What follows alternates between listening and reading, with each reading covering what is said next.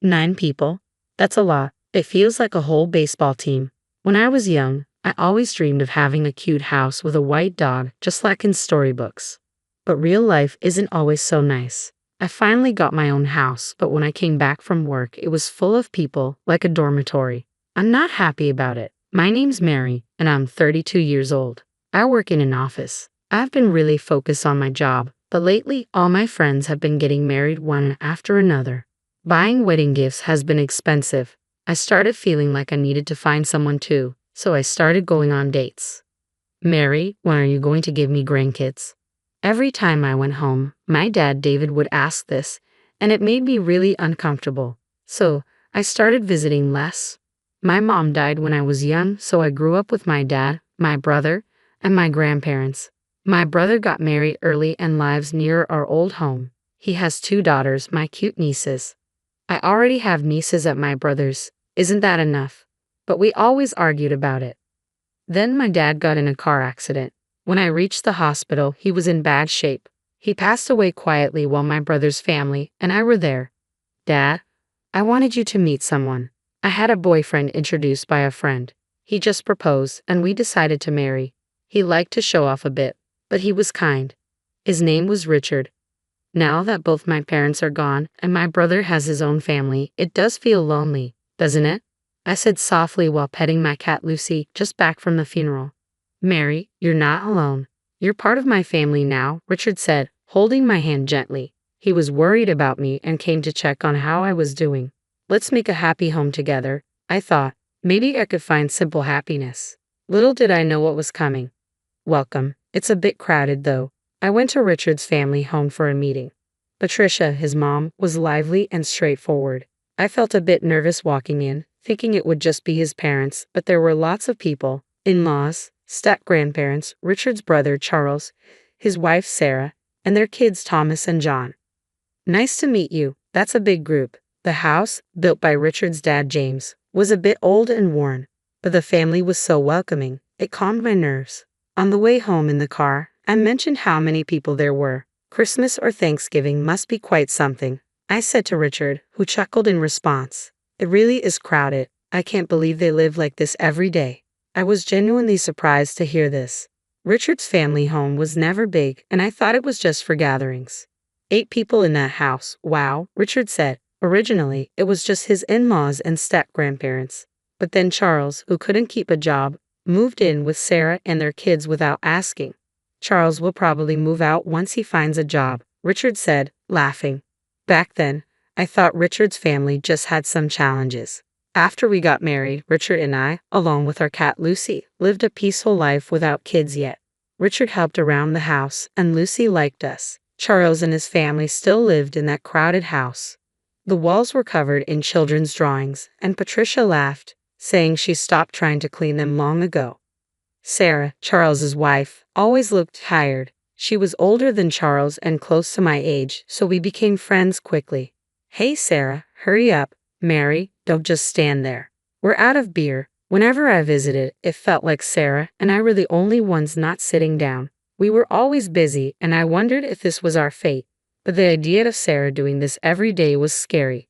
Sarah worked full-time to make up for Charles, who didn't work much. I was hesitant, but I finally asked, have you thought about leaving him? I've thought about it. It's tough.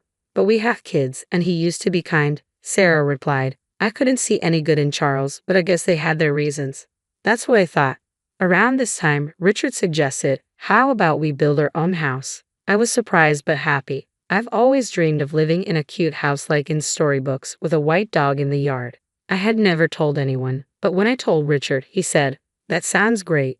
We spent our free time visiting model homes, choosing a builder, and a year later, our dream home was ready. We need to keep up with the mortgage, Richard said. Definitely, I replied with a smile. On the first weekend in our new home, Richard's family came over for a housewarming party. Here, Joseph, give them the gift. We're coming in. Oh, what a nice house. Patricia seemed really happy, like it was her own place. I smiled politely. Look, it's a party. Then Joseph handed me 2 cans of beer, like he just bought them. Charles wandered around and found our bedroom, saying, this bed is so comfy. He jumped on it, and the kids joined in, getting excited. Look, there's a cat. They ran around chasing our cat, Lucy. Lucy is friendly, but she's never met so many people at once, so she got scared and hid in the back of the room. Poor Lucy. I looked at Charles and Richard, who were already busy with the party. Mary, Patricia wants appetizers soon. Can I use your kitchen? And sorry about scaring Lucy, Sarah said, feeling bad.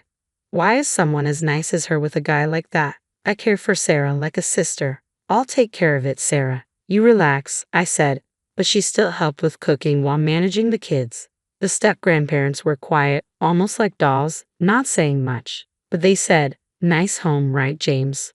"Yeah, sorry for the noise," James replied, even though the loud ones were the in-laws. The step-grandparents were the sensible ones in that house. So the odd ones were the in-laws, Charles, and probably my husband Richard too. After that, the in-laws and Charles started coming over almost every weekend.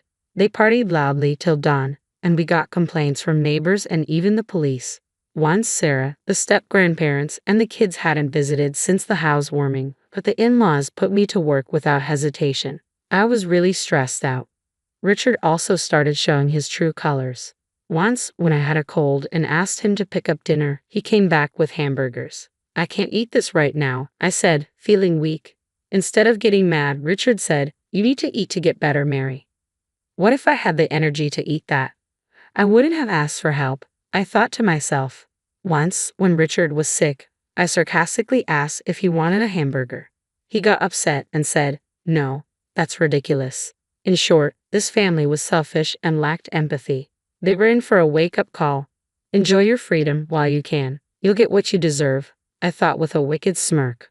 A few days later, I had a business trip planned. "I'm off," I said happily to Richard on the morning of my departure. "Is your trip today?"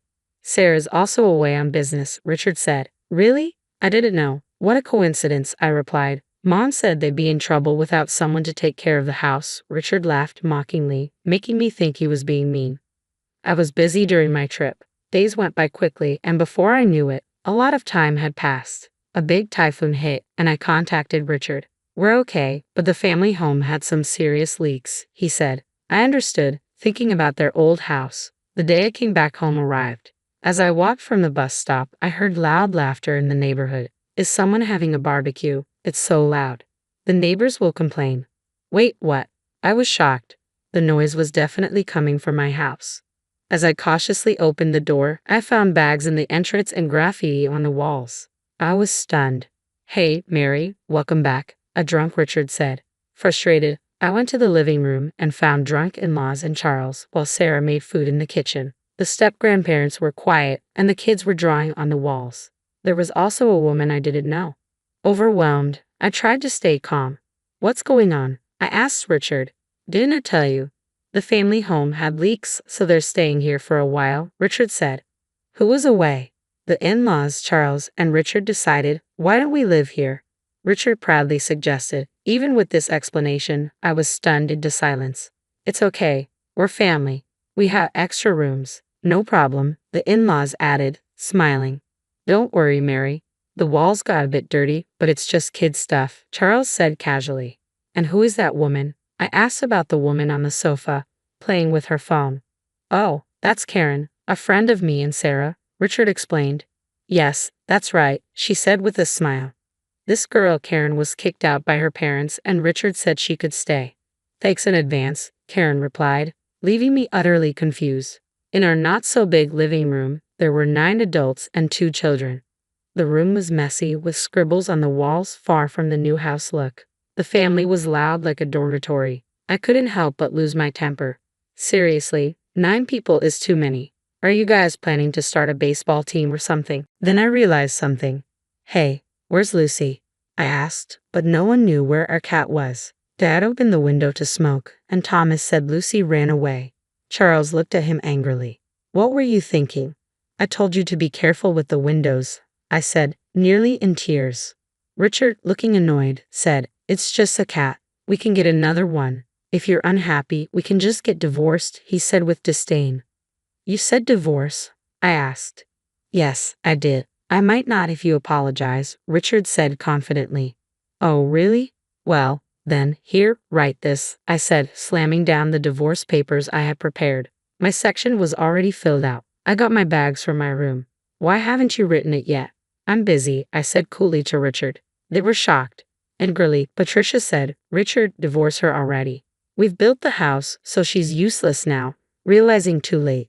Richard said, you'll regret it. But I had no regrets. You're the one who'll struggle. Just write the papers, I said, taking them and giving some to Charles. He laughed. When did I marry you? Looking at the filled wife's section, Charles said, Hey, Sarah. This is Sarah, coldly. I'm divorcing you right now, Sarah said firmly. Charles exclaimed, Sarah bites the hand that feeds you, huh, Joseph? He was talking nonsense. From my perspective, Sarah had been treated like a servant in her in-laws' house. Charles took most of her earnings, leaving little for living expenses. This allowed Charles to do whatever he wanted, and the woman in front of me was Charles's mistress. Mary, I think my husband is cheating. Sarah had confided in me before we planned our divorces. Sarah endured it for her children, but Charles started selling their belongings. She reached her limit. Sarah told me everything. Furious, we started planning our divorces. Sarah gathered evidence of the affair. Her recent business trip was a lie. We looked for a new place to live halfway. Like me, Sarah had no family to turn to, but a friend offered her a job in another state. It was a good opportunity, and our preparations went smoothly. All that was left was presenting the divorce papers. I want to get out of that hellish house, Sarah said, determined. She had a strong core but had been manipulated by her in-laws.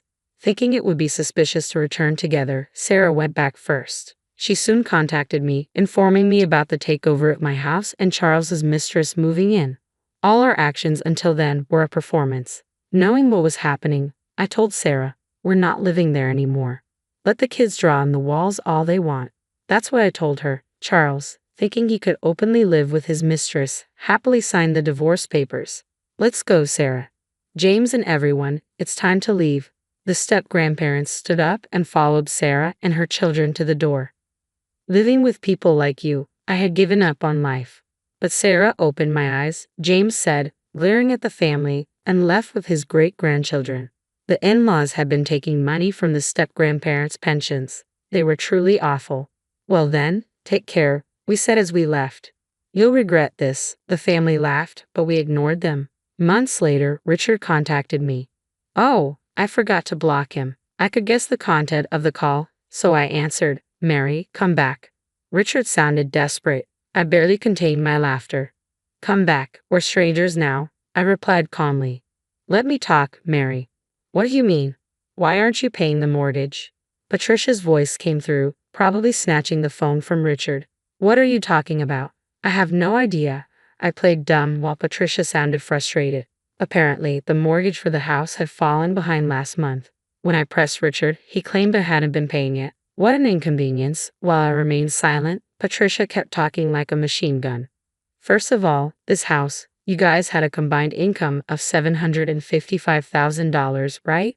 We could have built a better house. We built this as a new home, but it's not what we expected. Originally, they had planned to take over the house. Sarah had informed me of their discussions. Yes, that's true. But with Richard's $30,000 salary, the bank wouldn't lend us more.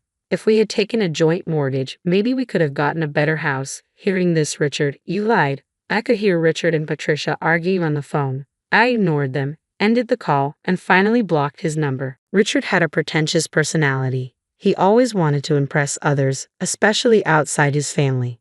When he suggested building the house, I already had divorce in mind. I told him a friend's husband got a mortgage on his own. How cool is that? I heard these stories like a spell.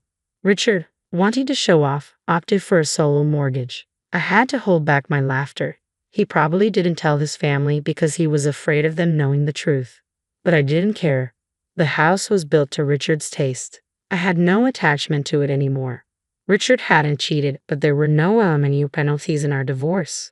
So despite him, I left him with the mortgage debt as my revenge. Let him suffer, and I was able to rescue Sarah, whom I cared for like a sister, from that house. That was my main goal. Later, they couldn't pay the mortgage, and the new house was repossessed. But it was a mess inside, with scribbles everywhere and walls yellowed by cigarette smoke from Charles and his mistress. It didn't look like a recently built house. Richard had to rent a cheap apartment, and Joseph and Patricia ended up moving in with him. They'll probably never leave him alone like parasites. I don't care. They're strangers to me now. The only good thing about my former in-laws was that the children weren't affected. Otherwise, they were the worst. Sarah, as Charles' ex-wife, successfully claimed alimony through a lawyer. She had to borrow money but managed to pay it off. I'm glad for her. Charles and his mistress became outcasts in their community and are now missing.